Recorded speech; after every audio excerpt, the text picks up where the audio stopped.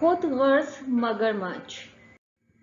کسی گھنے جنگل میں ایک دریا بہتا تھا جہاں ایک بہت بڑا مگرمچھ رہتا تھا۔ وہ بہت خود غرض تھا، کسی دوسرے جانور کو دریا سے پانی نہیں پینے دیتا تھا۔ دریا میں کوئی مچھلی، کیکڑا یا مینڈک نہیں رہ سکتا تھا۔ وہ سمجھتا تھا کہ یہ دریا صرف اسی کا ہے۔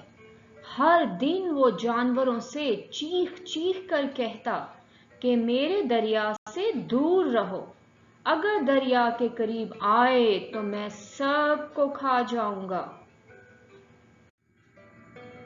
سب جانور اس سے ڈرتے تھے۔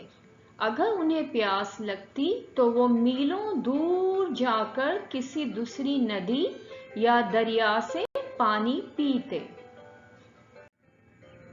ایک صبح سب جانور ایک دردناک آواز سن کر جاگے۔ پہلے تو وہ سمجھے کہ مگرمچھ نے کسی جانور کو پکڑ لیا ہے، یہ اس کے رونے کی آواز ہے۔ لیکن جب روشنی پھیلی اور انہوں نے قریب جا کر دیکھا تو وہ مگرمچھ تھا۔ اس کے دانت میں شدید تکلیف تھی جس کی وجہ سے وہ زور زور سے رو رہا تھا۔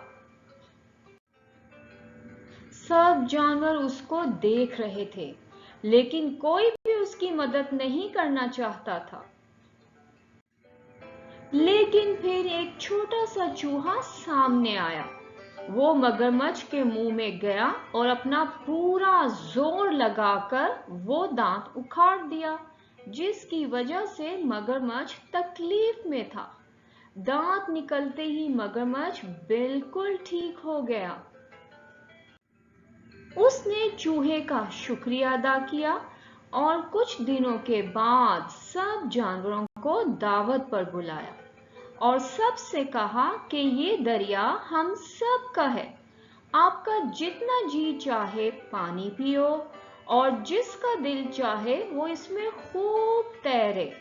اس کے بعد سب ہنسی خوشی رہنے لگے۔